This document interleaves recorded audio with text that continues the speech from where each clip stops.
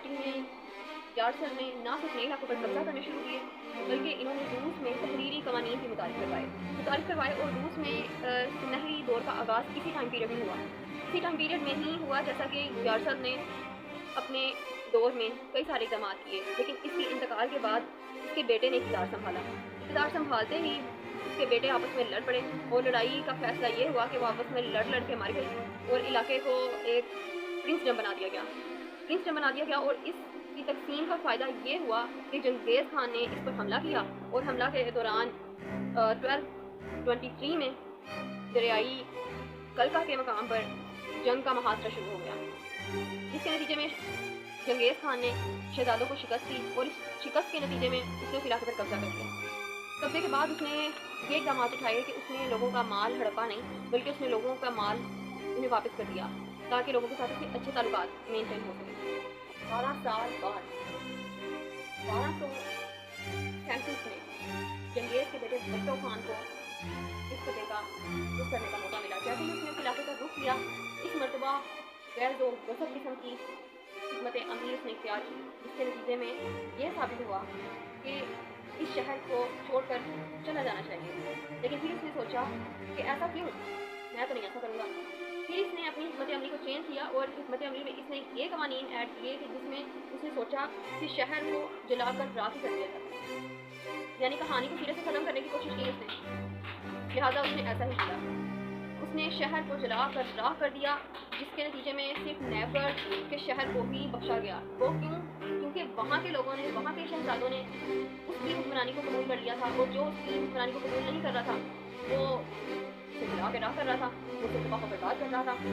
اس کے بعد آ جاتا ہے 1242 کا ہے, جس میں نورگورڈ نے رومن امپائر میں رومن پوپ جو یورپ کی جانب سے اسپانسر کیے گئے تھے فن لینڈ کے ٹیوٹونک نائٹس پر حملہ کر دیا گیا, کیونکہ رومن پوپ 2 نے مائنورس کو یہ لگتا تھا کہ عیسائیت میں نورگورڈ سے خطرہ ہے. جیسے ان کا خطرہ انہیں کلیئر محسوس ہوا, انہوں نے اس کے ساتھ بھی ریفارمز کلیئر کر لی, رشیا کو محفوظ کرنے کے لیے نئے اقدامات اٹھائے. اس کے بعد 1242 کے بیرا میں نورگورڈ پر رومن امپائر کی جانب سے حملہ کر دیا گیا. اس حملے کا مقصد یہ تھا کہ رومن امپائر کو یہ لگتا تھا کہ انہیں نورگورڈ سے خطرہ ہے, اسی وجہ سے انہوں نے فن لینڈ کے ٹیوٹونک نائٹس پر حملہ کر دیا گیا. عیسائی کو نورگورڈ سے خطرہ تھا اور اسی خطرے کے پیش نظر الیگزینڈر دی تھرڈ نے اپنی جان بازی کا مظاہرہ کیا اور ٹیوٹونک نائٹس کو بیٹل آف آئس میں شکست دی. 1540 تک ماسکو مزید پھیلنے لگا اور اس کے بیٹے ایوان دی فورتھ کو یہ اعزاز حاصل تھا کہ وہ روس کا پہلا زار منتخب ہو چکا تھا. اسے ایوان ٹیریبل کے نام سے جانا جاتا تھا. اس کا مطلب یہ تھا کہ اسے خوفناک کہا جاتا تھا. الیگزینڈر کے بیٹے ڈینیل نے ماسکو شہر کی بنیاد رکھی اور بنیاد رکھنے کے بعد اس نے گرینڈ ڈکی کے نام سے گرینڈ ڈکی آف ماسکو کا نام دیا گیا. 1283 میں اس کی طاقت کا مزید اضافہ ہوتا چلا گیا اور اضافی کو ماسکو سے پوری طرح ختم کر دیا گیا. اور 1480 میں ایوان دی تھرڈ نے اوپرا کے دریا کے تتاریوں کو ایک بار پھر سے شکست دی اور ایوان نے اقتدار میں آ کر تتاریوں کے 2 علاقوں پر قبضہ کر لیا, جن میں سے ایک تھا کازان اور دوسرا استراخان. ان دونوں علاقوں پر قبضہ کے دوران وہاں پہ شدید جنگ ہوئی, جو جنگ 1558 سے 1583 تک جاری رہی.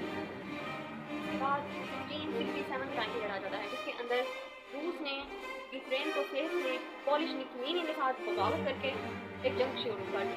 اس جنگ کے نتیجے میں 13 سال تک یہ جنگ جاری رہی, جس کے نتیجے میں روس کو یوکرین پر بھی رسائی حاصل ہو چکی تھی.